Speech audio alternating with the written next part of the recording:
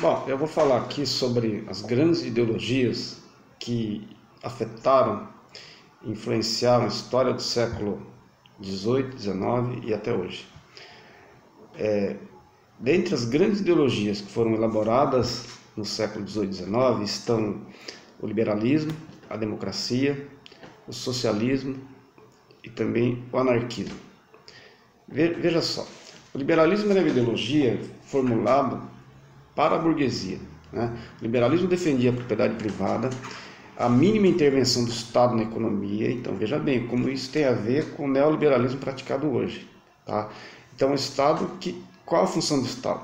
Seria apenas garantir a propriedade privada, evitar os movimentos sociais, tá certo? Conter os trabalhadores, e o objetivo do liberalismo era garantir o lucro dos empresários, dos grandes capitalistas.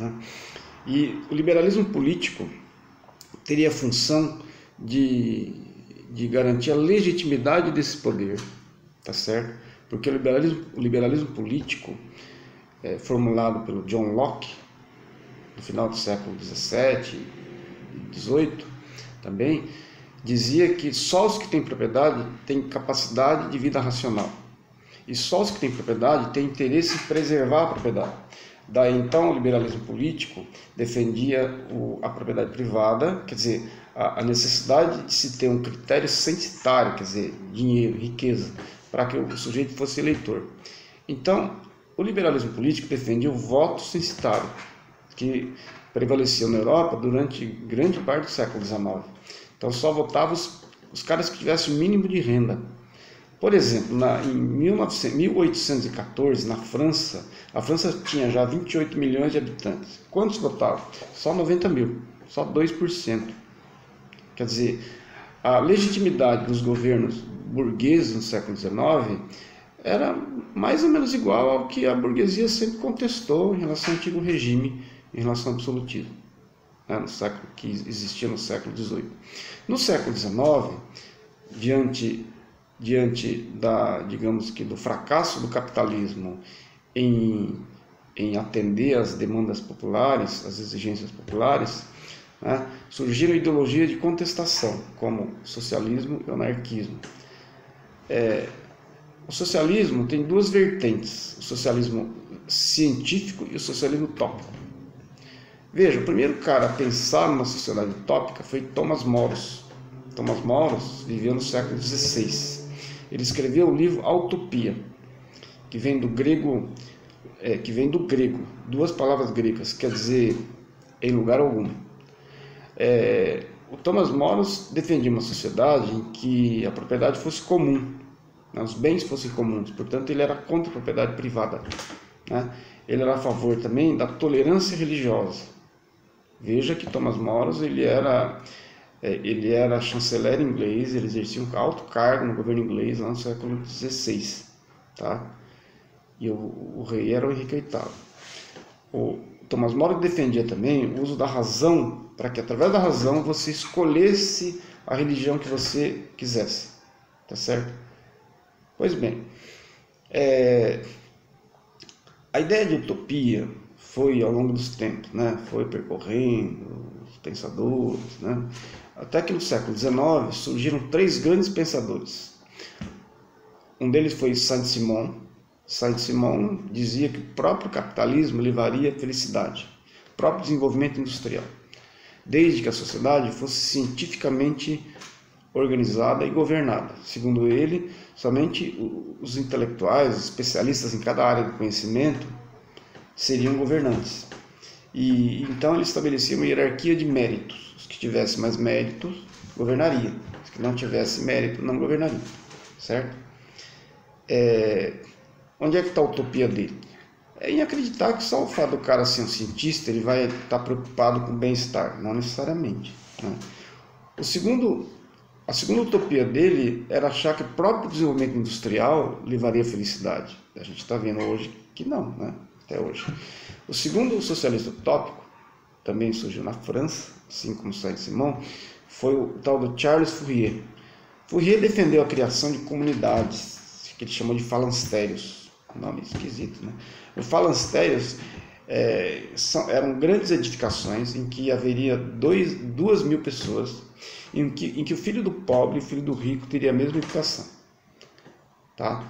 E Fourier criticava a família burguesa monogâmica e ele defendeu a emancipação feminina. Olha só, Fourier era um cara à frente do tempo, à frente do seu tempo. O terceiro socialista utópico foi o tal do Robert Owen.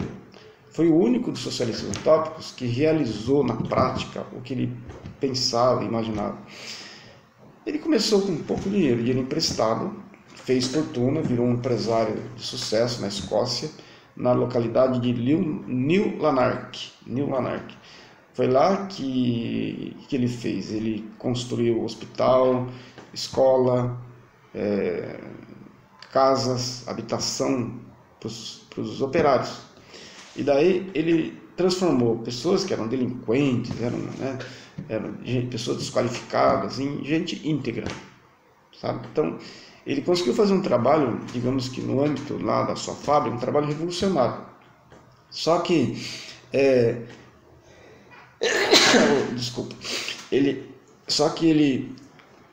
imaginava que os demais empresários pudessem fazer o que ele fez. Só que só ele fez e o resto não fez, né? Bom, na sequência veio, na época, o tal do Karl Marx, na Alemanha do século XIX.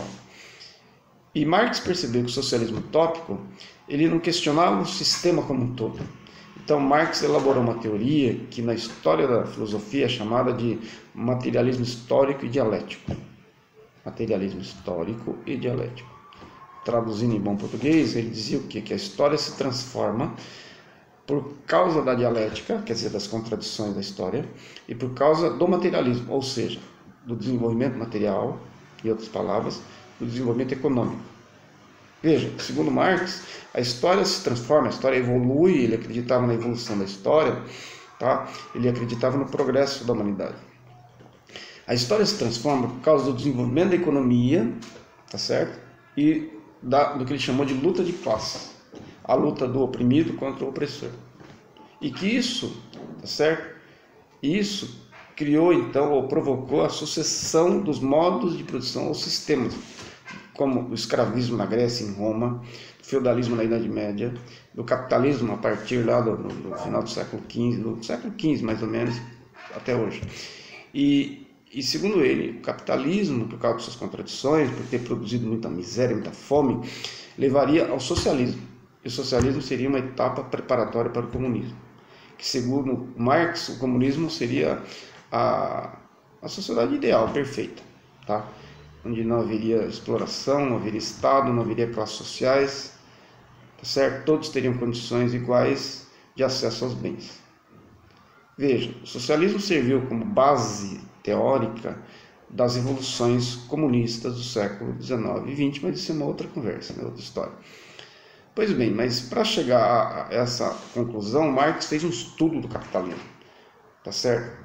Fez um estudo assim bem elaborado do capitalismo, a partir de livros como o Manifesto Comunista, a Ideologia Alemã e o Capital, a obra máxima dele. Veja, a última grande doutrina do século XIX foram os anarquistas, ou o anarquismo.